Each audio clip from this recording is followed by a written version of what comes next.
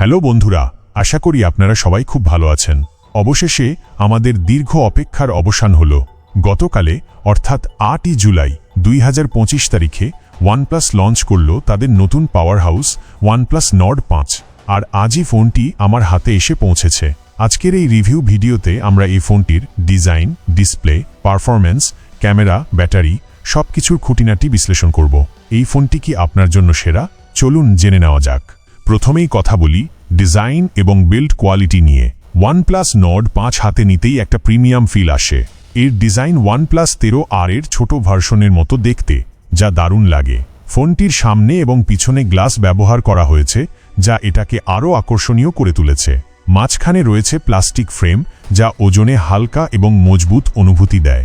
পিছনের ক্যামেরা মডিউলটি লম্বালম্বিভাবে সাজানো। ফোনটি বেশ পাতলা এবং হাতে ধরতে খুব আরামদায়ক।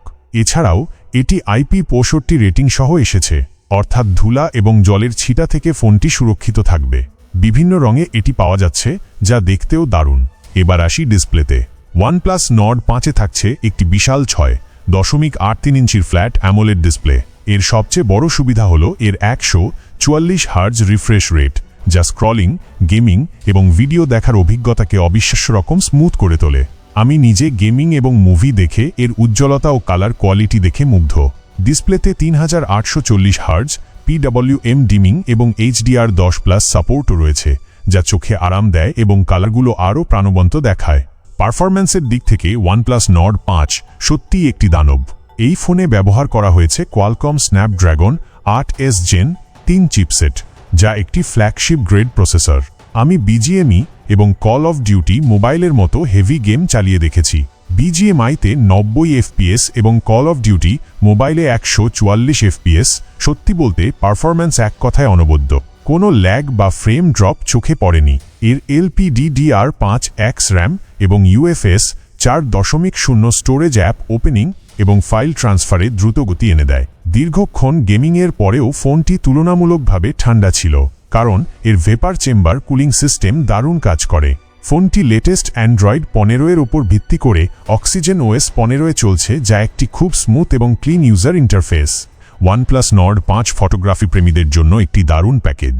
এর পেছনে থাকছে একটি 50 megapixel Sony LYT-700 primary sensor, যার সাথে OIS অপটিক্যাল ইমেজ স্ট্যাবিলাইজেশন রয়েছে। দিনের আলোতে তোলা ছবিগুলোতে ডিটেলস এবং কালার খুবই ভালো আসে। কম আলোতেও OIS-এর কারণে ছবি বেশ শার্প এবং নয়েজ ফ্রি থাকে। এর সাথে একটি 8 মেগাপিক্সেল আলট্রা ওয়াইড লেন্সও থাকছে, যা ল্যান্ডস্কেপ ফটোগ্রাফির জন্য ভালো। তবে আসল চমক হলো এর সেলফি ক্যামেরা।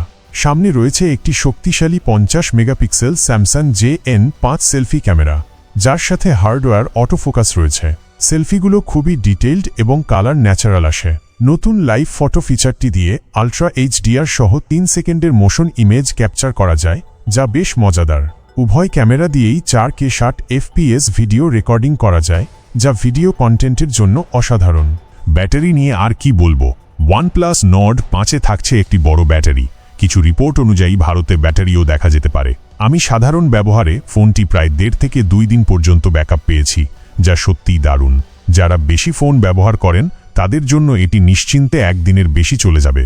আর charging 80W wired fast charging support থাকার কারণে মাত্র 40-45 মিনিটের মধ্যেই 0 থেকে 100% চার্জ হয়ে যায়। এত দ্রুত চার্জিং সত্যিই আমাকে মুগ্ধ করেছে।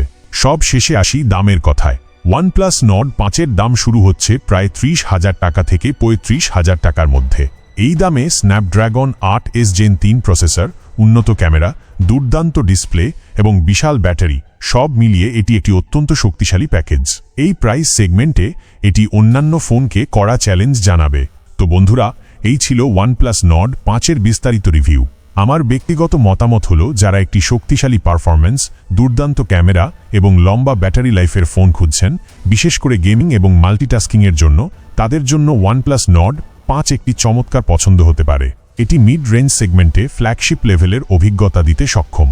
আপনারা কি ওয়ানপ্লাস নর্ড 5 কেনার কথা ভাবছেন, নাকি অন্য কোনো ফোন আপনাদের পছন্দের তালিকায় আছে? অবশ্যই কমেন্ট করে জানান। ভিডিওটি ভালো লাগলে একটি লাইক দিন, আপনার বন্ধুদের সাথে শেয়ার করুন, আর এরকম আরও টেক ভিডিও দেখতে আমাদের চ্যানেলটি সাবস্ক্রাইব করে পাশে থাকা বেল আইকনটি প্রেস করতে ভুলবেন না। আবার দেখা হবে নতুন কোনো ভিডিওতে। ততদিন পর্যন্ত ভালো থাকুন, সুস্থ থাকুন। ধন্যবাদ।